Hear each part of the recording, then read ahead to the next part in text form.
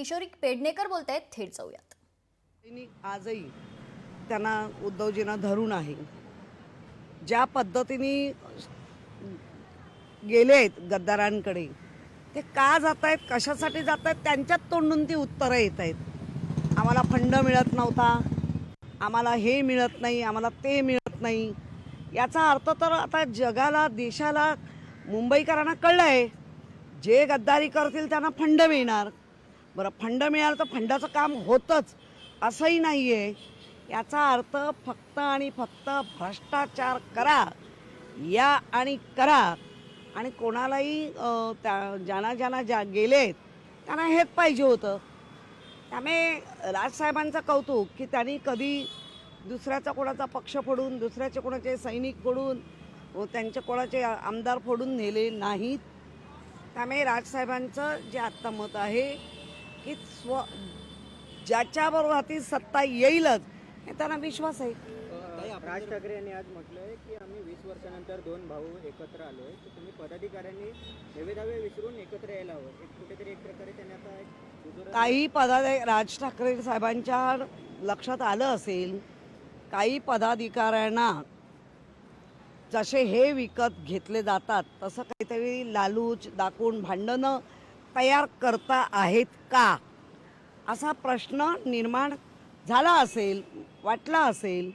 म्हणून राजसाहेबांनी सांगितलं की भांडू नका, मनसैनिक शिवसैनिक एकत्र, आम्ही भाऊ जर 20 वर्षांनी एकत्र येतोय, तुम्ही का भांडताय? आणि खरंच भांडलं नाही पाहिजे. ताई, आपण जर बघितलं हिंदीचा मुद्दा हा घरात पोचलाय, पण हिंदीचा भाषिकांचा द्वेष करू नका असं देखील म्हणतात. बरोबर आहे. बघा, हिंदी ही कोणाचीच भाषा नाही आहे, ही एक व्यापाराची भाषा आहे. दोन लोकांमधला, समजा ज्याला इंग्रजी येत नाही, ज्याला त्या भाषा येत नाही, मग तामिळ येत नसेल, कुठे तेलुगू येत नसेल, कुठे केरला येत नसेल, अशी जी भाषा आहे त्या येत नसतील आणि इंग्रजी येत नसेल, मराठी त्यांना कळत नसेल, तर त्यातला एक मधला दुवा म्हणून ही भाषा आहे. ही भाषा कुठल्याच कोणाची अशी व्यक्तिगत मातृभाषा कोणाचीच नाही आहे. त्यामुळे आमचंही तेच म्हणणं आहे, व्यापारी भाषा आहे.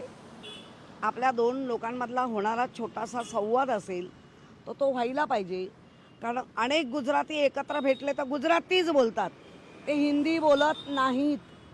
मारवाडी राजस्थानी भेटले तर ते त्यांचीच भाषा बोलतात, ते हिंदी बोलत नाहीत. पण आमच्यासारखे मराठी लोक आहेत ज्यांना गुजराती येत नाही, ज्यांना मारवाडी येत नाही, मग आपण चालू करतो की अरे भैया कैसा है, ये कैसा दिया, अशी जी तोडमोड हिंदी, त्या हिंदीला असं मदर टंग कोणाचीच नाही आहे. त्यामुळे आमचंही म्हणणं आहे, उगाच हिंदीवरला वाद कशाला? तुमची भाषा नाही, माझी नाही, त्याची नाही, ह्याची नाही, तर वाद कशाला? फक्त 1ली ते 4थी असता कामा नये. जे आपल्या याच्यामध्ये संपूर्ण शैक्षणिक धोरणात पण तेच सांगितलं आहे. RSS वाले पण आता तेच म्हणत आहेत. मग हट्ट कोणाचा आणि कशासाठी? ताई, आपण जर बघितलं राज ठाकरे असतील आणि उद्धव ठाकरे, राज ठाकरे वाढदिवसाला देखील भेट घेतली, मात्र युतीवर कोणीही बोलणं काय, वेगळ्या वेळी मी बोलू असं राज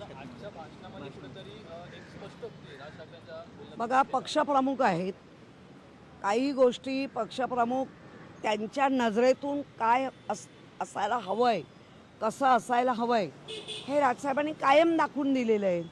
त्यामुळे त्यांनी त्यांच्या जर कार्यकर्त्यांना, पदाधिकाऱ्यांना जर हा संदेश दिला असेल तर ते काही चुकीचं नाही आहे.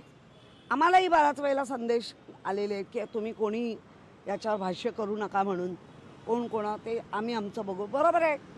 त्याच्यासाठी फक्त पक्षप्रमुख आणि पक्षप्रमुखांबरोबर असलेले मग त्यांचे जे सचिव आहेत, या सगळ्यांमध्ये जे ठरेल ते आमच्यासारख्या नेत्यांकडे येणार.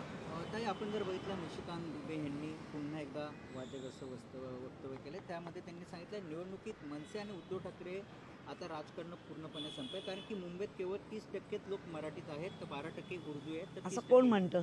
निशिकांत दुबे. कोण तो? हा खासदार गुडघ्यावर आहे काय अक्कल? गुडघ्यावर अक्कल आहे त्या खासदाराची?